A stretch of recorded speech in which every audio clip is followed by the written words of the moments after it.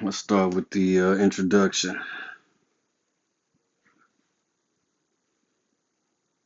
So I did show what we was reading: Dark Psychology, Gaslighting and Manipulation Protection.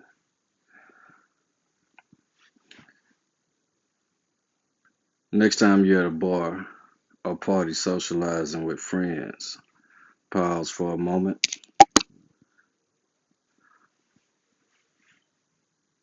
Notice how everyone is there for friends with the host. The husband would rather be at home watching Friday night football and resting from a long week at work, but he's motivated to be there and to pretend to enjoy himself because he doesn't want to deal with a sulking wife the whole weekend. You might spot a group of single flirtatious ladies on the floor, on the other end of the room who seems to be overly giddy as they try to mingle with the bachelors at the party, hoping to land Mr. Right. You see, everyone is a bachelor trying. Putting her down might be a tactic he used to devalue her so she never leaves him, which only he does this to try to make himself feel better, if this is the case, right? We use an example. In short, what am I trying to say is that humans are weird. We do all kinds of weird stuff for admiration. Other times we intentionally plot and call Jung. So it's safe to say we have an increasing understanding of why certain people behave. See where I left off at. Okay, at some point in our lives, we have all swayed someone to do something in our favor. Whether we did it consciously or unconsciously change. Let's see. Let's get some light up in here.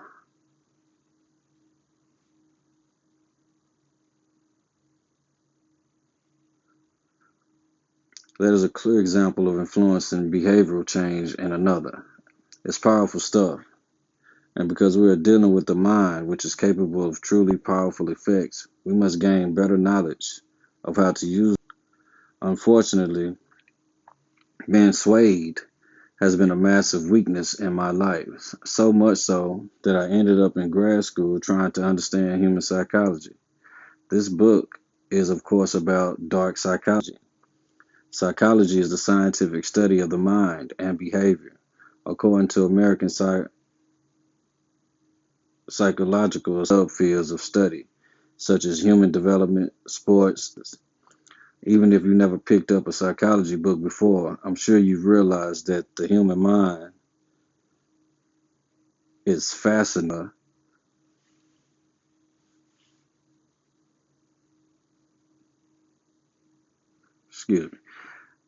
To debunk this enigma that is the human mind. The motives for doing so are various. For some, it is driven by curiosity and the need to understand themselves and others better.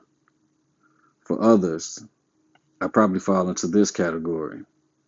Find anywhere else, and most importantly, I need a way to guard myself against the predators that seem to hunt me wherever I went.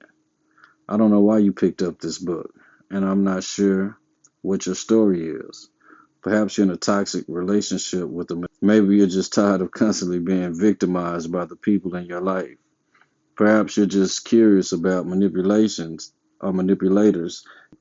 Clearly identify toxic people and teach you how to protect yourself against their schemes. Let's do it. The introduction. This book dissects some of the most common aggressive and subtle manipulation and brainwashing techniques that dark psychologists use.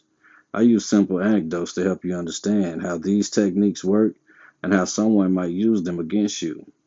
I will also go through some behavioral tendencies and character traits of manipulators so you can quickly identify malicious people henceforth.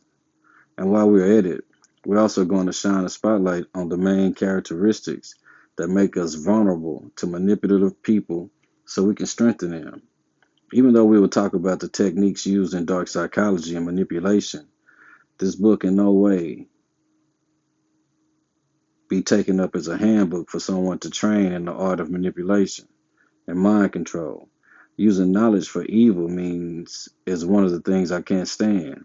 And I intend to empower you so you never have to fall for the tricks outlined in this book. There are many books on the dark psychology, and I know many authors write them to encourage manipulation and dark persuasion. If that's something you're interested in, then this book is not for you. The insights and practical information in this book are only useful for someone looking to guard themselves against predators, not unleash their dark side. So before moving on to the following chapters, do a self-check to make sure you are approaching this topic with the right intentions. If you desire emotional freedom, control, and insights on how to read and handle all people, especially those with ill intentions, then you're in the right place. Chapter 1. Everything you need to know about dark psychology. What is dark psychology? Let's simply define it as the use of psychological principles of influence, manipulation, and coercion for ends that ultimately benefit the perpetrator while harming or constricting the freedom and power of the receiver. Oh, that's not good. Another way to look at this might be anyone who uses influence and perception. Sometimes a person can go as far as using manipulation, trickery, abuse, or illegal means to have their way. That isn't to say everyone uses persuasion to have their way is dark, because I think we can all agree some people are darker than others and manipulate far more than others. The opposite is also true. Some people have stronger values and ethics than the rest of society, making these individuals stand out.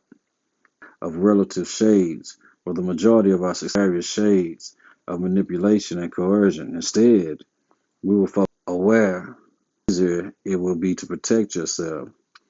I've been a student of psychology for several years. Before that, I was a victim falling from one manipulative relationship to the next. I felt like I had some kind of a magnet or a beacon that summoned people who enjoy dark psychology. And while I don't want to point fingers or play the blame game, now that I've come out the other side and received formal education on psychology, I think much of my experience was due to my early childhood experiences. Growing up in a home with a highly narcissistic father and a victimized mother, her whole life probably impacted me far more than I thought. And as a young boy, I vowed to myself that I would be a different man, a better man. I wanted to protect women and show that men can treat their women better. But somewhere in those words, I must have also included that I was an open prey for any manipulative oppressors. In any case, as this book unfolds, you'll get to hear some of my story and how I was able to turn my relationship around and finally protect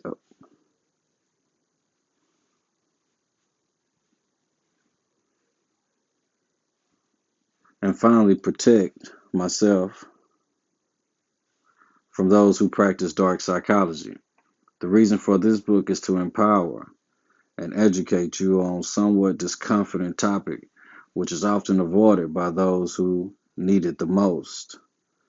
I'm glad you picked up this book, and I want to assume you have the courage to keep powering and keep plowing through the fear step.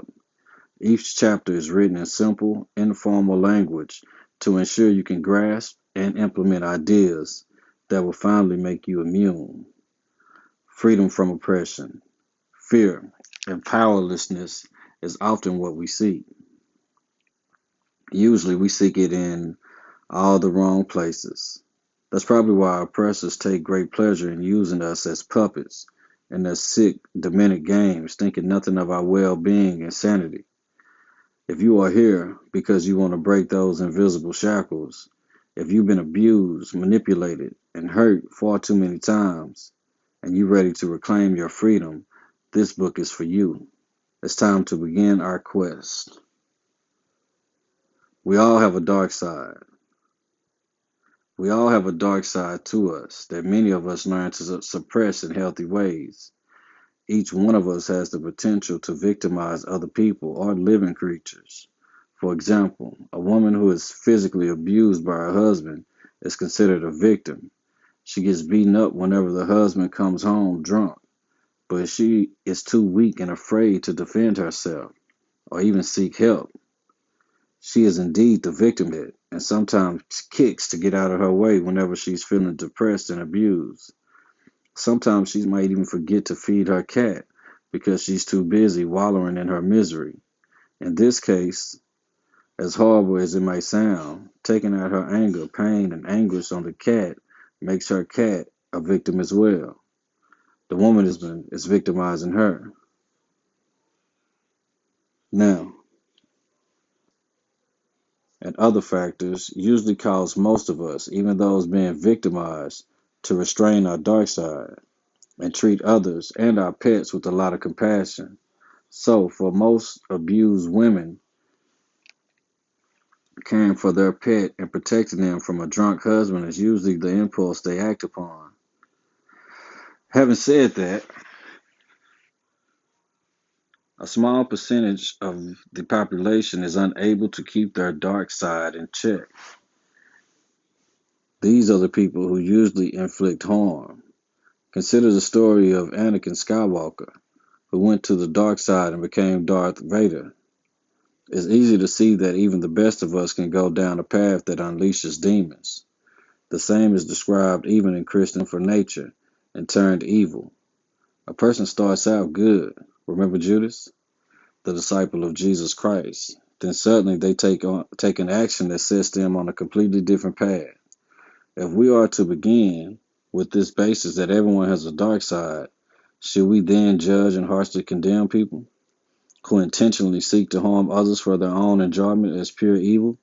I don't know. I guess that's something I will leave up to you to decide. What I do know is that psychology is a broad and complex topic, and it's too premature for us to operate in black and white. But what we can do is attempt to analyze, understand, and then protect ourselves from those who are choosing to live exclusively from their dark side. We do this by exploring some of the behavior patterns, triggers, and motives that drive such behavior. What are practitioners of dark psychology trying to achieve?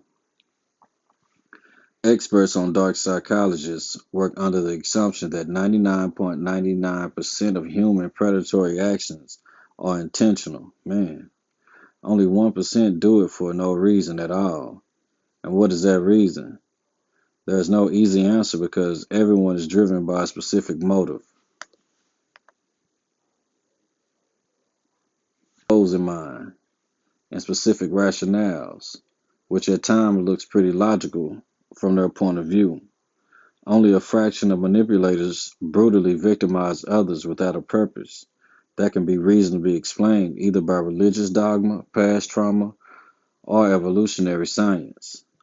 While some people are motivated by power, money, and retribution, or sexual objectives, some are simply for absolutely no reason. They do what they do because they simply enjoy it. Oof. The effects of practicing dark psychology. History and effects of dark psychology. Psychology is marked on the field in the early 2000s, the areas of the human mind that many of us often like to ignore, bury, or cover up. I want to assume that most people who study dark psychology are well-intentioned and simply follow their curiosity and thirst for knowledge. Still, of course, there are always a few bad apples in the basket. Those who intentionally study this discipline in order to influence the thoughts and behaviors of those they want to take advantage of. Many of most common subsections of dark psychology include political psychology, especially if we're talking about the study of brutal leaders, cyberstalking, and other virtual predatory behavior that can consist of internet trolls and identity thieves. Behavioral psychology majors spend a fair amount of time studying traits of dark psychology and how this can influence the behavior of different personality types. There are other subsections, but I think you get the gist. Millions of people are studying this topic, but perhaps But perhaps the one that has generated the most buzz is cyber criminals and identity thieves. Psychologists worldwide became determined and driven in recent years to better understand cyberstalking and criminals at large. They started gathering knowledge and data on criminal psychology and profile people to help catch the criminals or predict the next moves that these malicious people would intend to make. Research into the individual traits associated with dark psychology has been ongoing for decades, and a lot of good has come out of it. New laws have been put in place to protect people from these malicious individuals. The punishment that fits this kind of crime has been implemented, and those in need of medical and psychological treatment have been recognized and treated accordingly. But it's not just about criminals who are malicious and manipulative might be inflicting just so we can spot a manipulator or a predator before they attack us, literally and metaphorically. There are 9 personality traits that psychologists have identified as character markers that make up the foundation of dark personalities. And you need at least 2 of these dominantly running your life to be considered a dark personality. We're going to focus on 4 main personality types that you should be aware of. Chapter 2. The Dark Psychology Triad and Sadism.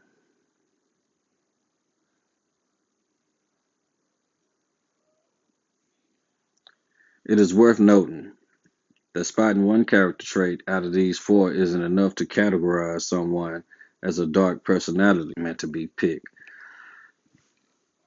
Then will a clear pattern form. He or she may be triggered this quality as a defense mechanism. Identify more than one pattern, family dominant and active, then you're likely dealing with a dark personality. The main 4 personality types are narcissism, and sadism. Narcissism. A narcissistic person is overly obsessed and would do anything to have their way. Everyone revolves around their own well-being and advancement, sometimes at the expense of others. Narcissists tend to be quite charming with a positive outlook on life, which is why they are so good at fooling us. According to psychologists, narcissists are usually looking for people to feed into their narcissistic supply. But this is the only way they can build up their own egos and maintain that sense of grandiosity. The term narcissist and narcissism comes from Narcissus, who was a character in Greek mythology. According to the tale, Narcissus, a handsome hunter, everyone that encountered him seemed to fall in love with him immediately, but unfortunately, he never reciprocated their love. Instead, he was contemptuous. As a result, Nemesis, the goddess of revenge, decided to curse Narcissus to fall in love with his reflection in a pool of water. In love with himself. This is crazy. So he fell. Modern day narcissists are ridiculously in love with themselves. At times, it's just simply absurd. For instance, I was dating a woman that was self-absorbed and manipulative, but it took me a while to realize she was a narcissist. I recall several times when we would be sitting at a restaurant having dinner, and she would be intentionally staring at me with this incredible smile, but then I would realize she wasn't staring at me at all. Heck, she hadn't even heard a word I spoken because the mirror behind me distracted her. And for a while, I thought she was staring at other people in the restaurant. But after seeing the same behavior while walking past shops with mirrored walls, I soon realized she loved swooning over herself. It sounds absurd, but it happened. A narcissistic person isn't in love with herself in a healthy way. According to psychologists, they are usually in love with the mirage of themselves that only exists in their minds. So for a long time, I used to assume narcissists all have high self-esteem, but I come to learn many of them don't. In fact, they are hiding the fact that they are very insecure, but putting on this front and feeding off the admiration we give them. When a narcissist acts out of self-interest to someone's detriment, it's usually in pursuit of this grand vision that she has of herself. Most of the time, you will encounter narcissists who have a wildly exaggerated sense of importance. They think they deserve to be treated better than everyone else, so they tend to berate their companions, team members, and those they interact with. What makes it worse is that almost all narcissists think that taking advantage of you is actually good for you, like they are doing you a favor by treating you a lesser than. That is how many of them can rationalize a lot of their selfish and evil behavior that we have to put up with. I saw this play out with my parents a lot. Sadly, I fell into the same trap in my first few relationships because I would meet someone who would quickly make me feel like she is more important and more deserving than I am. That created this inferiority superiority complex in the relationship, which made it extremely hard for me to climb in such a dynamic of making others feel less talented or capable than you. The odd thing about narcissism is that in some cases it leads to success, fame, and fortune. Man, when a narcissistic person believes that he is more brilliant or more talented than everyone else, he might do everything possible and work harder than everyone to prove that he is right. In that case, it becomes self-fulfilling prophecy because that motivation, drive, and commitment to goal achievement are fueled by the need to be important, smart, and successful. That's why we often hear that many of our global leaders are narcissistic and tough to work with. I think of someone like Steve Jobs, who did change the world of technology and all our lives for the better. He was a brilliant man, and Apple is a testament to how brilliant he was. But ask anyone who knew him, and nothing positive will come out of their mouth when it came to human connection. It seems to me like he might be a perfect case study for narcissism. So, an argument could be made that narcissism could be a positive trait in a person when used ethically. The problem is that narcissists seem to believe their needs come before everyone else's. So sooner or later, they are likely to cross the lines and betray the trust of those who hold them in high esteem. Oh, this is big facts. For many so-called ethical narcissists, things only go well with that person as long as his dominance isn't being threatened. That's why all narcissists, even those who want to do good, often surround themselves with agreeable people. They want to be in control and to be reassured and validated all the time. When that doesn't happen, all narcissists will turn dark and do whatever it takes to feed their narcissistic supply. Those that turn dark can at times become violent, vindictive. Later in the book, we will discuss how to protect yourself from a narcissist. What matters now is that you develop the ability to spot and disarm any narcissist. Elements of narcissism: difficulty genuinely connecting emotionally, having a sense of self-importance or grandiosity, experiencing fantasies about being influential, important, and famous, craving admiration and acknowledgement, believing the world owes them something, exploiting others to get what they want no matter the cost, low levels of empathy, very controlling. Of course, there are other elements, but the main thing to realize is that not all narcissists are overt. Some are subtle and harder to identify. Just because someone isn't loud, arrogant, and just because someone isn't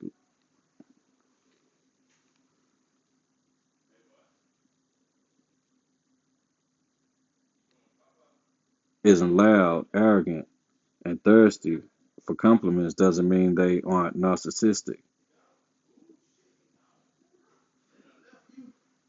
Many people have fallen victim to the manipulative behaviors of covert narcissists without realizing it had happened until they were deep in the woods battling with emotional pain.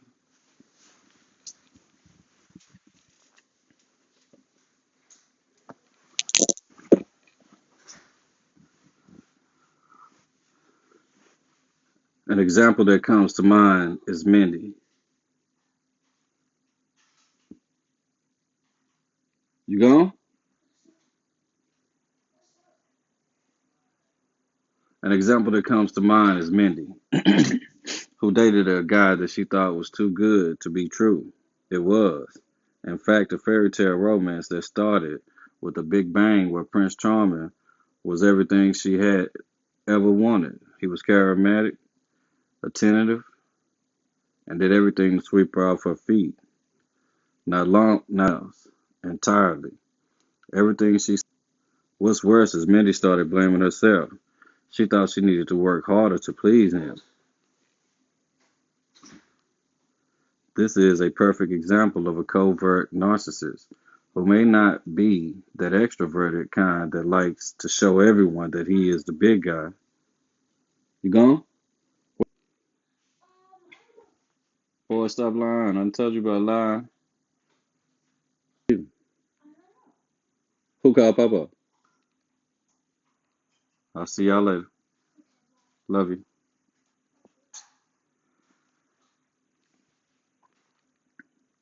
Let's see here. Sorry about that, but we back. Let's go back to. This is a perfect example of a covert narcissist who may not be that extroverted kind that likes to show everyone that he is the big guy. Yet even as an introvert, he carries the same elements of narcissism. So how could Mindy have spotted this less obvious type of narcissist? What signs can you look out for? One of the things introverted narcissists do is minimize their accomplishment or talents so that people will offer them lots of reassurance, while the other narcissists will demand admiration and attention. The covert one will use softer tactics to meet those same goals. The covert narcissist also uses shame and blame to secure their sense of elevated position in relation to and how they are not to blame. They might even pretend to feel like the victim of your behavior or engage in emotional abuse. The covert narcissist also tends to create a lot of confusion. They might cause you to question your perceptions and second guess yourself a lot. And since all narcissists struggle with creating nurturing relationships, one of the things you'll notice is the other person's inability to emotionally bond with you. If you're feeling emotionally neglected, and if the person is emotionally unresponsive, you're likely dealing with a narcissist. Ooh, wee boy. That's heavy work right there. I'm going to read that one again. And since all narcissists struggle with creating nurturing relationships, one of the things that you'll notice is the other person's inability to emotionally bond with you, emotionally unresponsive. You're likely dealing with a narcissist. Man, that's most of them today. Do you hear me? How to disarm a narcissist. A simple formula you can use to disarm a narcissist is first to state the problem, then offer your solution, and third, add the consequences that will befall them if actions isn't taken. The most important aspect of this is clear. You will need to train the narcissist over time by repeatedly letting them know what you need from them and then backing off so they can make the decision.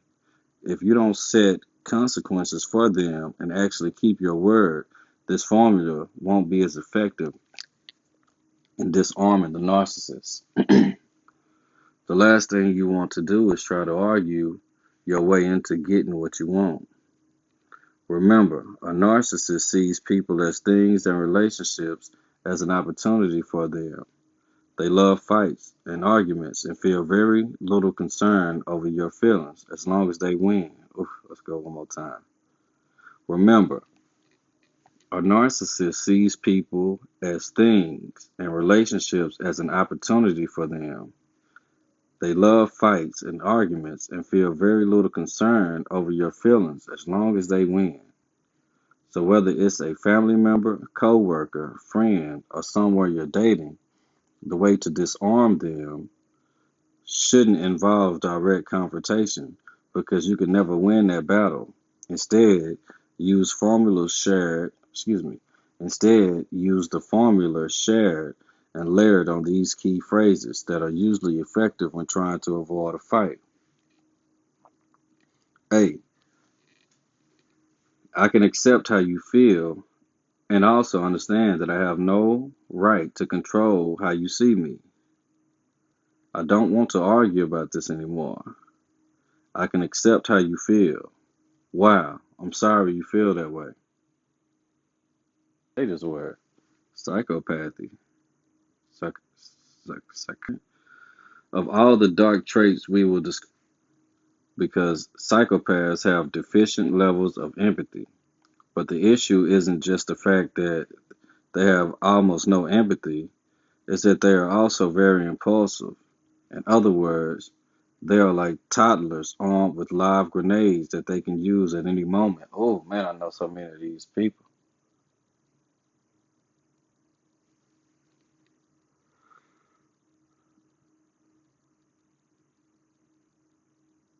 Experts estimate about psychopathy.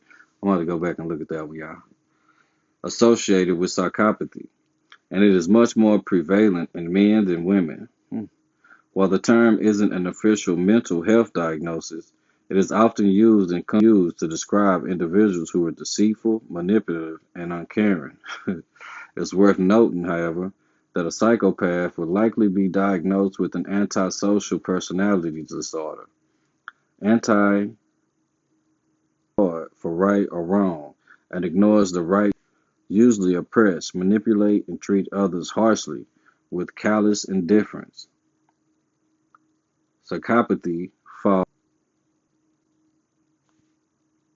which means, let's try that again, which means these individuals would show guilt or remorse for any bad behavior. That means they wouldn't show guilt, right? So I got a few more pages. Let's get it.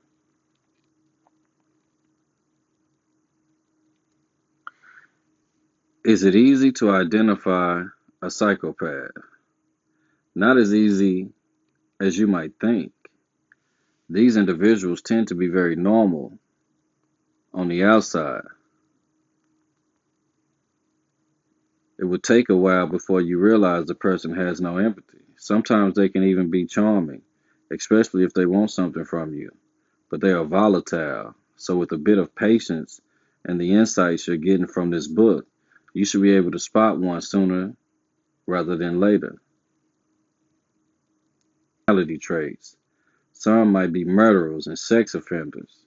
It is estimated that 15 to 25% of the prison population suffers from the, and others might be highly successful leaders, people with psychopathic traits. Actual psychopath. Those with psychopathic traits don't necessarily engage in psychopathic behaviors. Only individuals with psychopathic traits who also engage in antisocial behavior are considered psychopaths. I'll read that one again. Only individuals with psychopathic traits who also engage in antisocial behavior are considered psychopaths. The most common psychopathic characteristics include superficial charm, grandiose sense of self-worth, arrogance and being extremely opinionated, lack of guilt, lack of empathy or remorse, antisocial behavior, being manipulative and volatile, impulsivity, and ability to plan ahead. Man, socially irresponsible behavior. Oh my. Poor or abusive behavior, hostility, significant irritability, agitation, aggression, or violence. A while ago, a study found that 29% of the general population exhibit one or more psychopathic traits, but only 0.6% of the population is likely to fit the definition of a psychopath. Many researchers suggest that attachment, children who are emotionally abused, deprived of affection, rejected, or separated from caregivers have a higher chance of developing psychopathic traits. Ooh-wee. We're going to read that one again for y'all.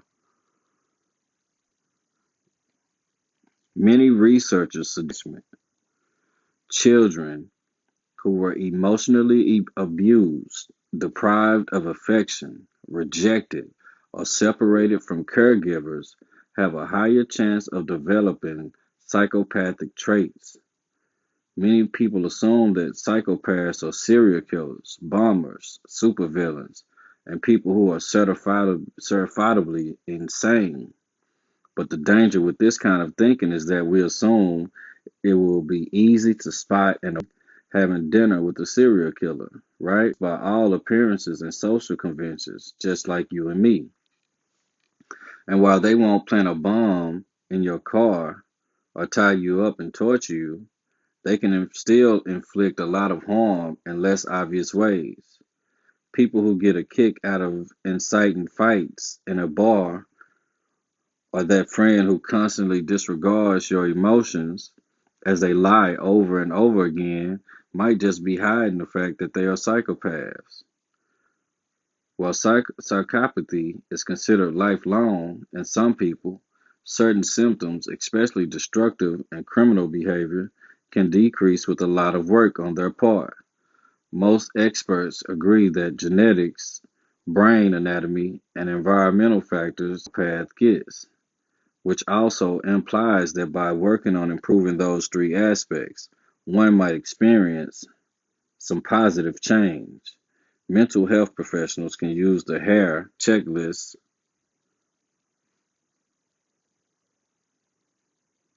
to check for psychopathy.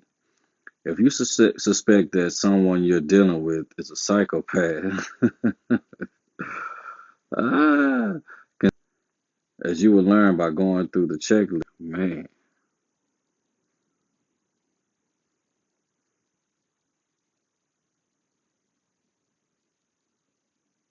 Okay, we got about, what's that, 7 more pages? Let's get back to it.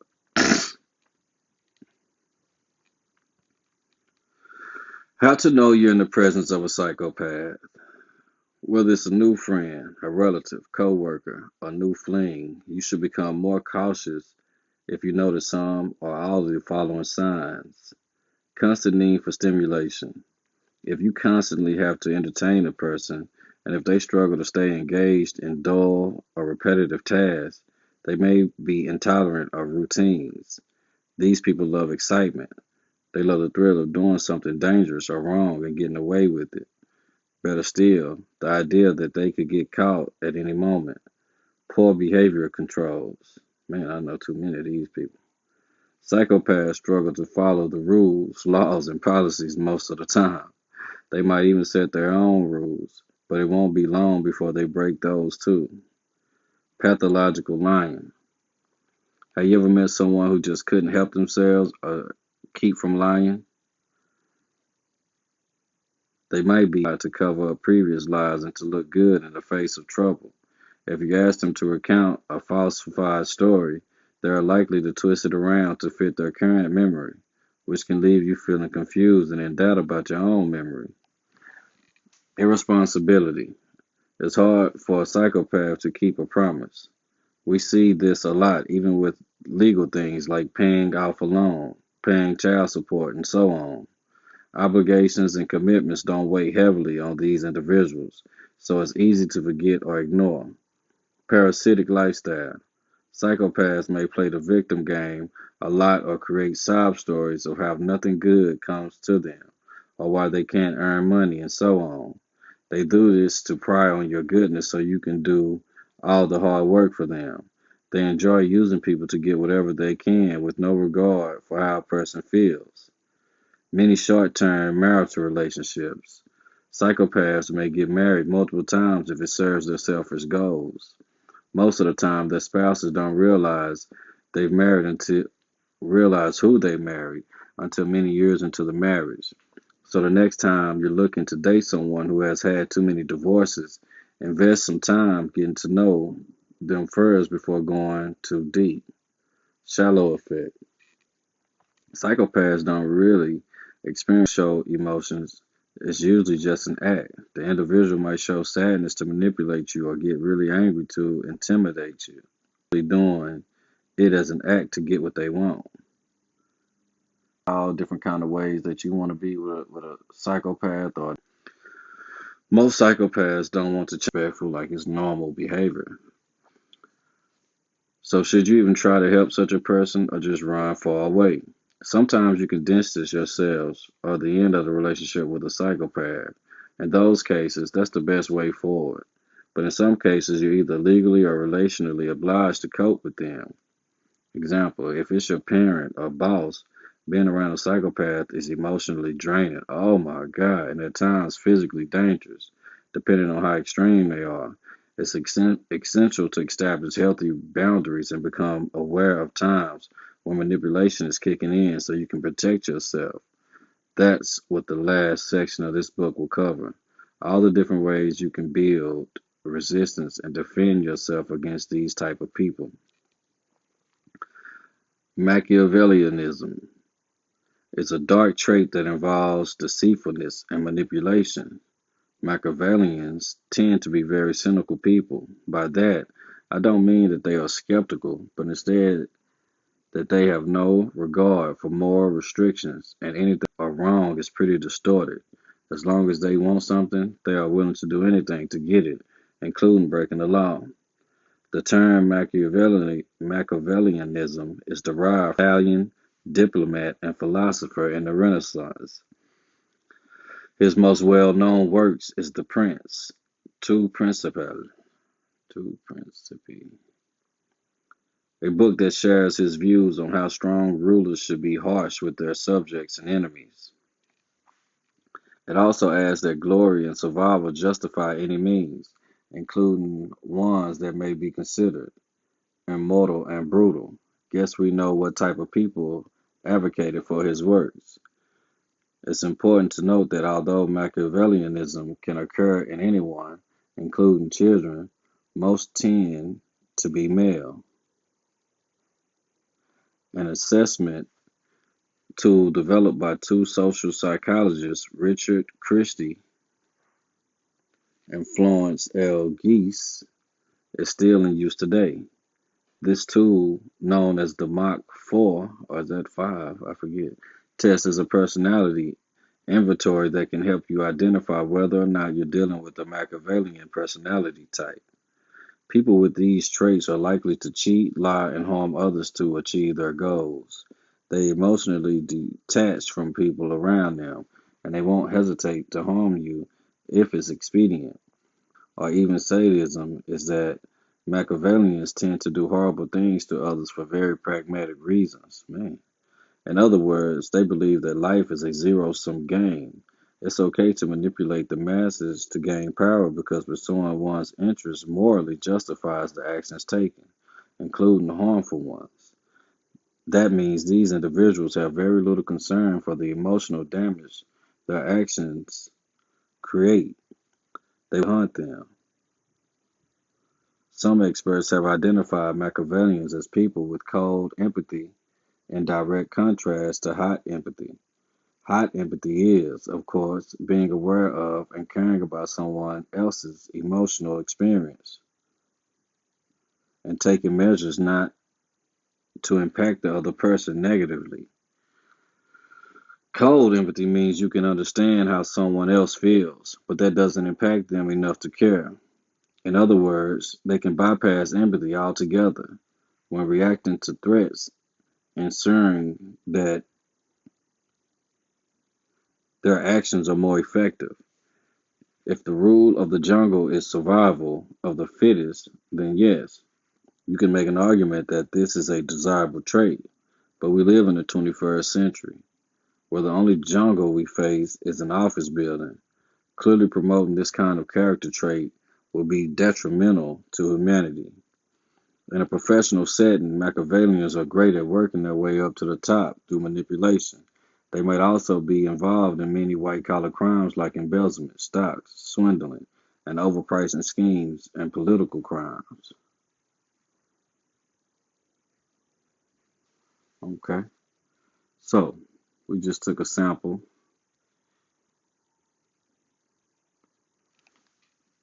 of Dark Psychology. I thought that was a pretty good book, man. Y'all guys let me know in the comments what you think. All right, so now what I like to do is come back after I read something and talk to DeepSeek or ChatGPT. So we just finished reading the sample. It was very informative. I realized how many people I've been around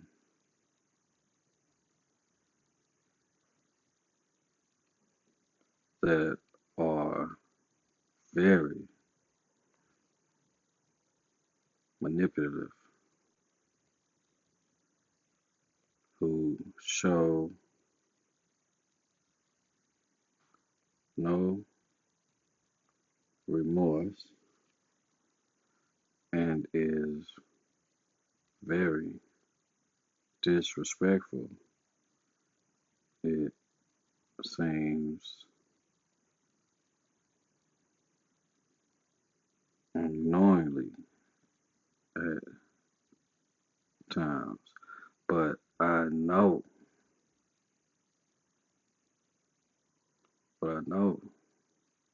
they realize what they are doing. Thus, don't be too long, long-winded. We are still live, so maybe make this a Q and A between me and you till the viewers join in.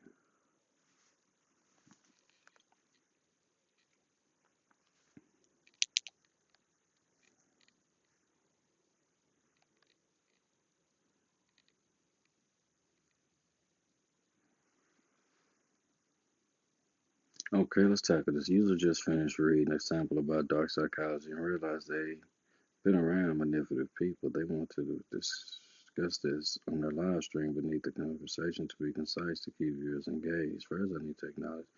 So, DeepSeek to went in. Okay, you. Wild how common manipulation is, right? Let's cut the chase.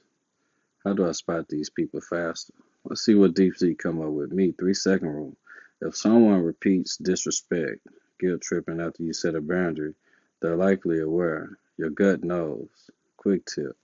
Manipulators escalate when you start saying no. Watch for pushback. Hmm. You. But what if they play dumb? I didn't mean it like that. Me. Toxic amnesia. A healthy person apologizes, not deflects. Example, you're too sensitive. Verse, I'll be more mindful. Q for viewers. Question for viewers. Ever called someone out and got gaslit? Drop an emoji. You owe no one proof of their toxicity. Protect your peace. Man. So, we'll keep it short for today, or not even just for today, just for right now. What I'm going to do is, let me see, show you some more of these pictures I made with DeepSeek. Alright. So this is how I started to stream off. I'm not sure which picture I picked for the thumbnail, but we did have some beautiful thumbnails.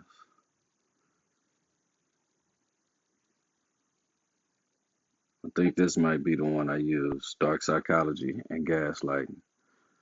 Alright, so this is how I pretty much set up the the stream today. You have any questions, please feel free to ask. It's been fun. And I'll be back on within an hour or so with a different book. Y'all stay tuned. One.